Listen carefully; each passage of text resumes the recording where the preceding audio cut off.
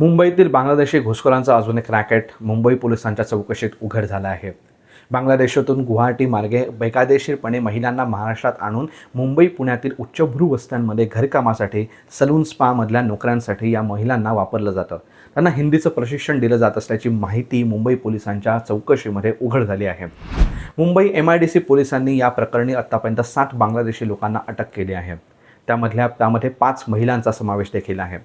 यामध्ये सर्वात पहिली अटक झाली होती बायजीत शेख या माणसाला. हा बायजीत शेख हा अंधेरीमध्ये गेले वर्षभरापासून नोकरी करतोय आणि पालघरमध्ये तो राहतोय. या वर्षभरामध्ये त्याने 5 महिलांना बेकायदेशीरपणे गुवाहाटी मार्गे भारतात आणलं आणि त्यांना मुंबई पुण्यामध्ये नोकरीला लावलं. त्यांना हिंदीचं प्रशिक्षणसुद्धा दिलं.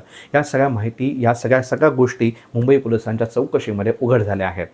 त्याच्या चौकशीत असंही आढळून आलं आहे की बंगालमध्ये असं एक रॅकेट आहे जे या बांगलादेशी घुसखोरांना बनावट पॅन कार्ड, आधार कार्ड बनवून देतं. 50,000 ते 1,00,000 रुपयांची रक्कम घेऊन हे एजंट लोक हे बनावट कार्ड बनवून देत असतात. यामुळे बांगलादेशी घुसखोरांना भारतात सगळीकडे वास्तव्य करणं, पसरणं सोपं जातं. आता बांगलादेशी घुसखोरांचा भस्मासूर दिवसेंदिवस वाढतोय, दिवसेंदिवस उघड होतोय, ह्याची व्याप्ती उघड होते.